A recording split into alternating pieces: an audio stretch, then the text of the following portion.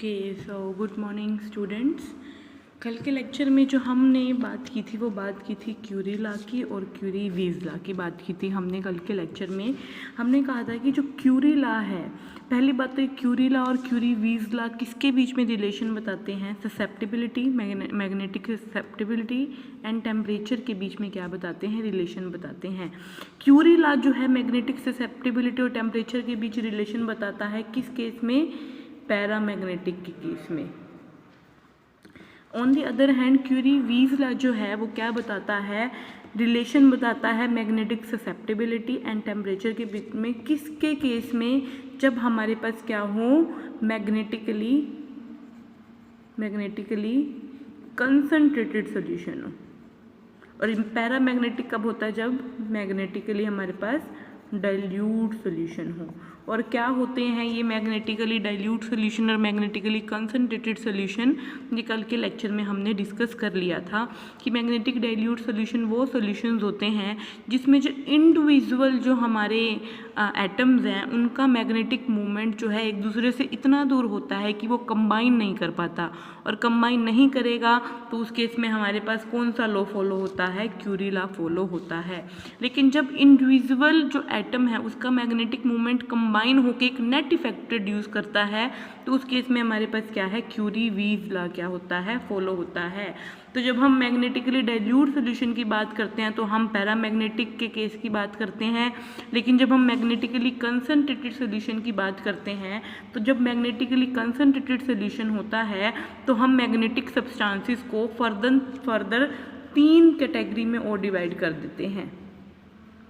कब होता है? जब 3 कैटेगरीज में क्या कर देते हैं? फर्दर और डिवाइड कर देते हैं हम, ठीक है। और वो तीनों की तीनों कैटेगरी कौन सा लॉ फॉलो करती हैं? क्यूरी-वीज लॉ क्या करेंगी? वो फॉलो करेगी। तो क्यूरी-वीज लॉ के बेसिस पर हमने क्या कर दिया? मैग्नेटिक सब्सटेंसेस को फर्दर 3 कैटेगरी में और डिवाइड कर दिया, फेरोमैग्नेटिक, एंटी फेरोमैग्नेटिक और फेरीमैग्नेटिक सब्सटेंसेस। तो दैट मीन्स पहले तो हमारे पास पैरा और डाया की बात करते थे हम, लेकिन अब हम किसकी बात करेंगे? फेरोमैग्नेटिक, एंटी फेरोमैग्नेटिक और फेरीमैग्नेटिक सब्सटेंसेस की क्या करेंगे? बात करेंगे, ठीक है। तो सबसे पहले बात करते हैं फेरोमैग्नेटिक सब्सटेंसेस की।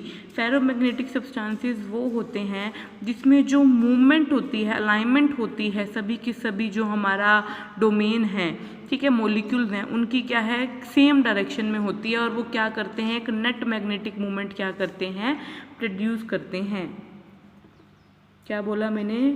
वो सब्सटेंसेस जिनके अंदर सभी जो मॉलिक्यूल्स हैं उनके अलाइनमेंट जो हैं एक सेम डायरेक्शन में होती है, उन सब्सटेंसेस को हम क्या बोलते हैं? फेरोमैग्नेटिक सब्सटेंसेस बोलते हैं। एग्जाम्पल क्या है इसके? निकल हो गया, कोबाल्ट हो गया, क्रोमियम डाइऑक्साइड हो गया, ये क्या है? एग्जाम्पल है फेरोमैग्नेटिक सब्सटेंसेस के। अब एक चीज़ यहाँ पर हम ध्यान से गौर करने वाली है कि कोई भी जो सब्सटेंस है ना फेरोमैग्नेटिक, वो बना तो पैरा से ही है ना, क्योंकि पैरा के केस में क्या था? हमारे पास मैग्नेटिकली डाइल्यूट सॉल्यूशन था, उसी सॉल्यूशन को हमने क्या कर दिया? मैग्नेटिकली कंसंट्रेटेड कर दिया। पैरा के केस में क्या थे? मॉलिक्यूल हमारे रैंडमली क्या थे? हर डायरेक्शन में ओरिएंट थे। लेकिन जब हमने फेरो किया, ठीक है, फेरो के केस में क्या हुआ? बस डिफरेंस क्या हुआ? यहाँ पर रैंडमली ओरिएंट थे, यहाँ पर क्या है? एक पर्टिकुलर डायरेक्शन में क्या हो गए? हमारे ओरिएंट हो गए सारे के सारे मॉलिक्यूल्स, ठीक है। दैट मीन्स जो फेरोमैग्नेटिक सब्सटेंस है, चाहे वो एंटी फेरो है या फेरी है, वो बना तो किससे हुआ है? पैरा से हुआ है ना, क्योंकि पैरा में रैंडमली थे, लेकिन जब वो क्या है? मैग्नेटिकली कंसंट्रेटेड में गए तो जस्ट क्या हुआ? जो उनकी अलाइनमेंट थी, जो हमारे जितने भी एटम्स थे उनके अलाइनमेंट्स क्या हो गई? चेंज हो गई। अब वो अलाइनमेंट्स कैसे होंगी वो डिपेंड करेगा कि हमारे पास फेरो है, एंटी फेरो है या फेरी है, ठीक है। फेरो के केस में अलाइनमेंट कैसी हुई? सेम डायरेक्शन में हुई। दैट मीन्स जितने भी ये सब्सटेंसेस हैं हमारे फेरो, एंटी फेरो और फेरी, ये ड्राइव किससे हुए हैं? पैरामैग्नेटिक सब्सटेंसेस से ही हुए हैं। और एक पर्टिकुलर टेम्परेचर रहता है, क्या रहता है? एक पर्टिकुलर टेम्परेचर। इस पर्टिकुलर टेम्परेचर तक से नीचे ही कोई भी सब्सटेंस क्या रहेगा? फेरो रहेगा। लेकिन अगर इस टेम्परेचर से हम क्या कर दें? टेम्परेचर ज़्यादा कर दें तो वो सब्सटेंस वापस किस में कन्वर्ट हो जाएगा? पैरा में कन्वर्ट हो जाएगा। तो वो टेम्परेचर, ठीक है, जिससे नीचे तो कोई भी सब्सटेंस क्या रहता है, फेरो रहता है, लेकिन अगर टेम्परेचर उससे ज़्यादा हो जाए तो सब्सटेंस वापस क्या बन जाता है, पैरामैग्नेटिक बन जाता है। तो उस टेम्परेचर को हम क्या बोलते हैं, क्रिटिकल टेम्परेचर। तो बिलो क्रिटिकल टेम्परेचर कोई भी सब्सटेंस जो है वो बिहेव करेगा किसकी तरह, फेरो की तरह। लेकिन जैसे ही जो टेम्परेचर है हमारा क्रिटिकल टेम्परेचर से ज़्यादा होगा वो सब्सटेंस वापस किसकी तरह बिहेव करने लग जाएगा, पैरामैग्नेटिक की तरह बिहेव करने लग जाएगा। क्योंकि हमें अच्छे से पता है कि जो मैग्नेटिक ससेप्टिबिलिटी है वो किसके ऊपर डिपेंड करती है, टेम्परेचर के ऊपर डिपेंड करती है। दैट मीन्स यहाँ पर क्या होगा कि जब तक टेम्परेचर क्या है, क्रिटिकल टेम्परेचर से नीचे रहेगा तब तक तो सब्सटेंस क्या रहेगा, फेरोमैग्नेटिक की तरह बिहेव करेगा। दैट मीन्स यहाँ फेरोमैग्नेटिक की तरह बिहेव करेगा मतलब सारे के सारे जो इंडिविजुअल एटम हैं उनका जो मैग्नेटिक मूवमेंट है वो क्या होगा, कंबाइन होकर एक नेट इफेक्ट क्या करेगा, प्रोड्यूस करेगा। लेकिन जैसे ही टेम्परेचर क्या हो जाएगा, below critical, above critical temperature हो जाएगा तो सब्सटेंस के जो मूवमेंट है, अलाइनमेंट्स हैं हमारे मॉलिक्यूल्स की, वापस क्या हो जाएगी, रैंडम हो जाएगी। और रैंडम होने की वजह से वापस सब्सटेंस क्या बन जाएगा, पैरामैग्नेटिक बन जाएगा। दैट मीन्स जितने भी हमारे सब्सटेंसेस हैं, फेरो, एंटी फेरो, ये बने तो किससे ही हुए हैं, पैरामैग्नेटिक से ही बने हुए हैं। क्योंकि पैरामैग्नेटिक में बस हमारे पास क्या है, अलाइनमेंट क्या थी, रैंडम थी। लेकिन इनके केस में अलाइनमेंट क्या हो जाएगी, एक पर्टिकुलर डायरेक्शन में हो जाएगी। लेकिन ऐसा कब तक रहेगा, जब तक हमारे पास क्या है, एक पर्टिकुलर टेम्परेचर से नीचे टेम्परेचर रहेगा। और उस पर्टिकुलर टेम्परेचर को हम क्या बोलते हैं, क्रिटिकल टेम्परेचर बोलते हैं। तो क्रिटिकल टेम्परेचर क्या होता है, that temperature below which a substance behave as ferromagnetic substance but above that temperature substance behave as paramagnetic substance। तो अगर मैं ग्राफ की बात करूं, किसकी बात करूं, ग्राफ की बात करूं, किसके बीच में, मैग्नेटिक ससेप्टिबिलिटी के बीच में और टेम्परेचर के बीच में। तो फेरो के केस में ग्राफ कैसा आएगा, देखो ये वाला जो ग्राफ है, ये वाला डॉट वाला, ये किसका शो कर रहा है, ये पैरामैग्नेटिक का ग्राफ है, कल हमने डिस्कस किया था ये, ठीक है। फेरो के केस में क्या होगा, जब तक जो क्रिटिकल टेम्परेचर से नीचे टेम्परेचर है, ठीक है, तब तक जो सब्सटेंस है हमारा वो किसकी तरह बिहेव कर रहा है, फेरो का। लेकिन जैसे ही टेम्परेचर क्रिटिकल से ज़्यादा हुआ, सब्सटेंस ने वापस किसकी तरह बिहेव करना शुरू कर दिया, पैरामैग्नेटिक सब्सटेंस की तरह क्या करना शुरू कर दिया, बिहेव करना शुरू कर दिया। That means below critical temperature ferro and above critical temperature हमारे पास क्या आ रहा है, यहाँ पर वापस पैरामैग्नेटिक बिहेवियर क्या कर रहा है, सब्सटेंस शो कर रहा है। ये तो था किसका केस, हमारा फेरो। फेरोमैग्नेटिक में जब क्या है, सेम जो है सारे सेम डायरेक्शन में क्या होते हैं, हमारे जो एटम्स हैं वो अलाइन होते हैं। नेक्स्ट बात करते हैं हम फेरी की। फेरी के केस में क्या होता है, जितने भी अलाइनमेंट्स हैं मॉलिक्यूल की वो क्या होती है, पैरेलल डायरेक्शन में होती है और एंटी पैरेलल डायरेक्शन में होती है।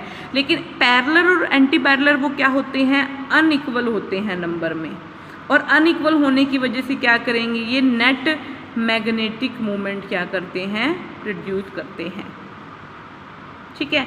जैसे आप यहाँ देख सकते हैं कि दो जो लाइंस हैं वो सेम डायरेक्शन में है, बट वन लाइन क्या हो गई, अपोजिट में होगी। दैट मीन्स इसमें मॉलिक्यूल्स कैसे अरेंज है, पैरेलल और एंटी पैरेलल डायरेक्शंस में अरेंज हैं, बट क्या है, अनइक्वल है नंबर में। और अनइक्वल होने की वजह से क्या है, ये क्या करेंगे, नेट मैग्नेटिक मूवमेंट क्या करेंगे, प्रोड्यूस करेंगे। तो ऐसे सब्सटेंसेस को हम क्या बोलते हैं, फेरी मैग्नेटिक सब्सटेंसेस बोलते हैं।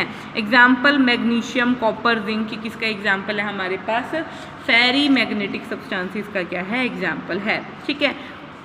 अब फेरी के केस में क्या आएगा, जो फेरी का केस है ना वो सिमिलर है फेरो की तरह, किसकी तरह सिमिलर है, फेरो की तरह, ठीक है। इसके केस में भी क्या है, अगर हम क्या रहेंगे, बिलो क्रिटिकल टेम्परेचर रहेंगे तो हमें कैसा सब्सटेंस मिलते हैं, फेरी। लेकिन क्रिटिकल टेम्परेचर से ज़्यादा टेम्परेचर होते ही सब्सटेंस कैसे बिहेव करने लग जाएगा, पैरामैग्नेटिक की तरह बिहेव करने लग जाएगा।